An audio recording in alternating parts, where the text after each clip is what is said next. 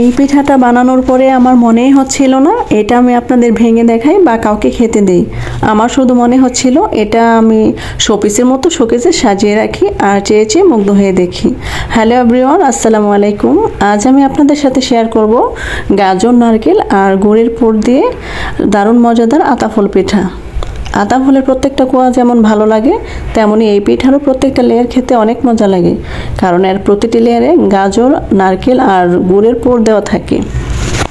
তো তার জন্য আমি এখানে গাজর গ্রেট করে নিয়েছি। গাজরটা একটা প্যানে দিয়ে দিব, একটু নেড়ে চেড়ে এর মধ্যে খেজুরের জোলা গুড় দিয়ে দিব। গুড়টাকে গাজরের সাথে খুব ভালোভাবে মিশিয়ে দিতে হবে। এরপর অল্প একটু লবণ দিয়ে দিচ্ছি। এটা যখন খুব ভালোভাবে মিশে যাবে সেই পর্যায়ে আমি এর মধ্যে পরিমাণ মতো নারকেল দিয়ে দিব। এটা আপনারা শুধু নারকেল আর গুড় দিয়ে করতে পারেন, সেক্ষেত্রে পরিমাণটা অনেক বেশি লাগবে। তার জন্য আমি এখানে গাজর দিয়েছি। আর এটা যখন একদম ভাজা ভাজা বা মাখো মাখো হয়ে যাবে তখন এটা খেয়ে কেউ বুঝতেই পারবে না যে এটার মধ্যে গাজর দেওয়া আছে।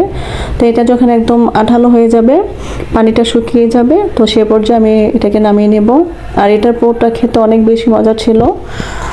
তো আমি খামিরটা করার জন্য এখন একটা প্যানে পর্যাপ্ত পানি দিয়ে দিব। পানিটা যখন ফুটে আসবে এখানে আমি 2 কাপ চালের গুঁড়া দিয়ে দিব। আমি শুকনো চালের গুঁড়াটা ইউজ করেছি। তো এখানে আমার একটা মিস্টেক হয়ে গেছে, আমি পানিটার মধ্যে অরেঞ্জ ফুড কালার ইউজ করতাম, মনে ছিল না। তার জন্য আমি এখন খামিরটার মধ্যে দিয়ে দিব।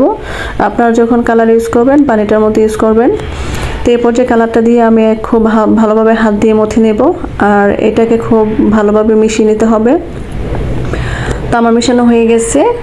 এখন আমি হাতে একটু তেল মেখে নেব আর অল্প অল্প করে এখানে ডো নিয়ে নেব। ছোট ছোট বলের মতো করে মাঝখানে একটু চেপে এর মধ্যে যে পুরটা বানিয়েছিলাম সেখান থেকে অল্প অল্প করে দিয়ে দেব আর হাতের সাহায্যে সুন্দর ছোট ছোট বল বানিয়ে নেব।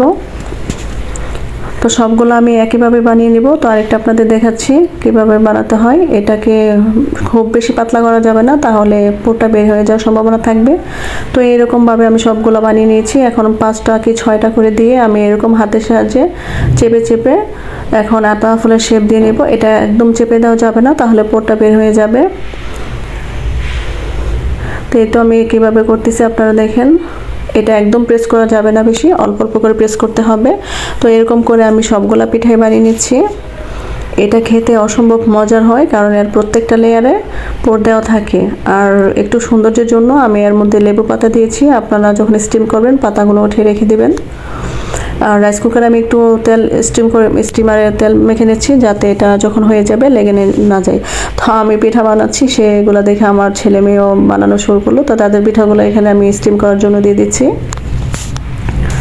আর এটা স্টিমার দিয়ে আপনার 10 থেকে 15 মিনিট অপেক্ষা করার পরে দেখবো পিঠাটা সুন্দর হয়ে গেছে। আমি আবারও নামানোর পরে পাতা দিয়ে সার্ভ করে নিচ্ছি। এটা পিঠাটা খেতে এত মজার হয়, আপনারা না খেলে বুঝতে পারবেন না, কারণ এর প্রত্যেকটা লেয়ারে এরকম করে পুর দেওয়া থাকে। আর গাজর দিয়েও যে এত মজার পুর বানানো যায়